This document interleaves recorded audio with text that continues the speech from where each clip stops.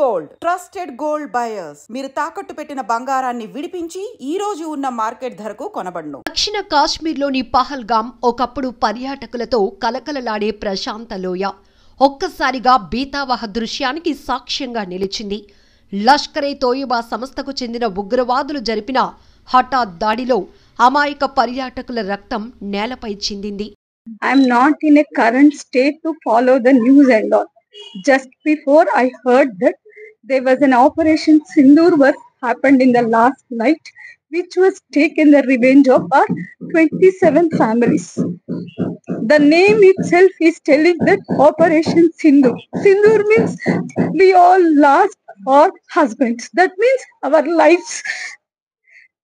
One way I should thank to Modi that we are so innocent people. They saw Modi on us. So Modi also owned us and took this revenge on them. So we are thanks to Modi and also all the 27 families. Our lives all are shattered now. Okay, this may be at least for all of us. It is just relief that, and please treat this as no one in India should not happen to this. Whatever this terrific and these terrorists happened to all our 27 families, this should not happen to anyone in India. Anyone in India now. You don't know, you people are just thinking that we lost our husbands, but we lost our lives. We lost our lives. Nellore జిల్లా కావలికి చెందిన మధుసూదన్ రావు మృతి మరింత విషాదకరమని చెప్పొచ్చు. ఎందుకంటే టెర్రరిస్టులు ఏకదాటిగా 42 సార్లు ఆయన్ని కాల్చి చంపారు. వాళ్ళ తూటాలకు ఆయన బలైపోయినటువంటి ఘటన చాలా బాధాకరమైన విషయం. కుటుంబం మొత్తం శోకసంద్రంలో మునిగిపోయింది. ఆ గ్రామంలో విషాద ఛాయలు అలుముకున్నాయి. ఆ కుటుంబాన్ని ఓదార్చడం ఎవరి తరం కూడా కావటం లేదు. ఈయన మధుసూదన్ రావు గారు గతంలో అమెరికాలో పనిచేశారు. 12 ఏళ్ల క్రితం నుంచి ఆయన బెంగళూరులో స్థిరపడ్డారు. బెంగళూరులో సాఫ్ట్వేర్ ఇంజనీర్గా పనిచేస్తున్నారు. మధుసూదన్ రావు గారికి అమ్మా నాన్న 80 years ఏజ్ ఉన్నటువంటి తల్లిదండ్రులతో పాటు భార్య కామాక్షి అలాగే కొడుకు కూతురు కూడా ఉన్నారు. ఇప్పుడు వాళ్ళని ఓదార్చడం మాత్రం ఎవ్వరి తరం కావటం లేదు.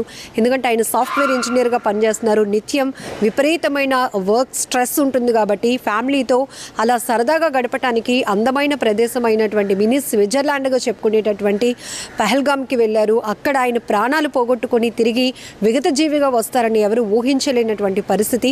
ఇప్పుడు చెన్నైకి తీసుకొచ్చారు. ఫస్ట్ ఆయన మృతదేహాన్ని అక్కడి నుంచి నేరుగా కావలికి తీసుకురావటం, అక్కడ అధికారిక అంత్యక్రియ కార్యక్రమాలన్నీ కూడా అధికారికంగా జరిపించే పనులు కూడా జరుగుతున్నాయి. కావలి కన్నీటి సంద్రమైంది.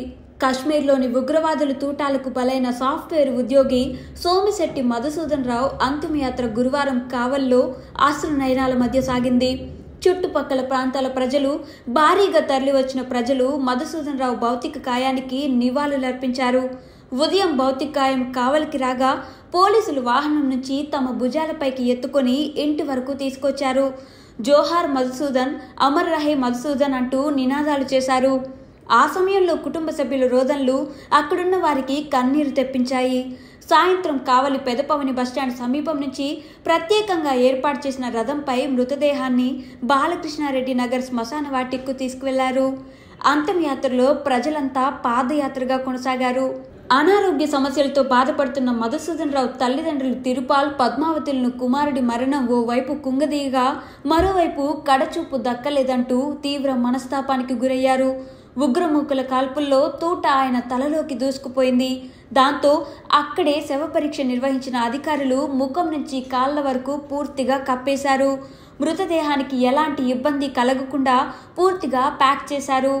ఉదయం శవపేటికలో అక్కడికి తీసుకురాగా అప్పటి నుంచి సాయంత్రం వరకు ఫ్రీజర్లో ఉంచారు. దాంతో ముఖం చూసేందుకు వీలు లేకుండా పోయింది. అందరూ మృతదేహం పైన ఉంచిన చిత్రపటాన్ని చూస్తూ నివాళులర్పించారు. వృత్తిరీత్యా ఎప్పుడు ఒత్తిడితో ఉండే తాము ఎప్పుడు సెలవు దొరికినా ఎంతో సంతోషంగా నవ్వుతూ కావలికి వచ్చేవాళ్ళం అంటూ మధుసూదన్ రావు భార్య కామాక్షి కన్నీరు పెట్టుకున్నారు. కావలి రోడ్డుపై అడుగుపెట్టి నడిచే సందర్భంలో ఆమె తీవ్ర భావోద్వేగానికి లోనయ్యారు. ఆమెతో పాటు కుమారుడు, కుమార్తె కూడా బోరున విలిపిస్తూ ఇవే మాటలు చెప్పారు. ఇన్నాళ్ళు తమను చేయి పట్టుకుని నడిపించిన కుటుంబ యజమాని లేకపోవడంపై కంటతడి పెడుతూ జ్ఞాపకాలు చెప్పుకొచ్చారు. ఏది ఏమైనా ముష్కర్ల మారణ హోమానికి కావలి మూగబోయింది. నిజంగా ప్రస్తుతం ఉన్నటువంటి సమాజం దేనికి ప్రయారిటీ ఇస్తుంది? ఆర్థిక సంబంధాల చుట్టూ మాత్రమే తిరుగుతుంది. మళ్ళీ ఎన్నికలంగానే చాలా విరక్తి కలుగుతాం. మంచి అనిపిస్తుంది కదా, లేడీస్ కూడా ఛాలెంజింగ్ జాబ్స్ చేసినప్పుడు చాలా బాగుంటది. ట్రాఫిక్ అసిస్టెంట్స్ గా నియమించిన ట్రాన్స్జెండర్స్ అందరితో సాల్యూట్ చేయించుకుంటున్నారు. ఫుడ్ డెలివరీ ఇవ్వటానికి వెళ్ళినటువంటి డెలివరీ బాయ్ అనిల్ పై కళ్ళ ముందు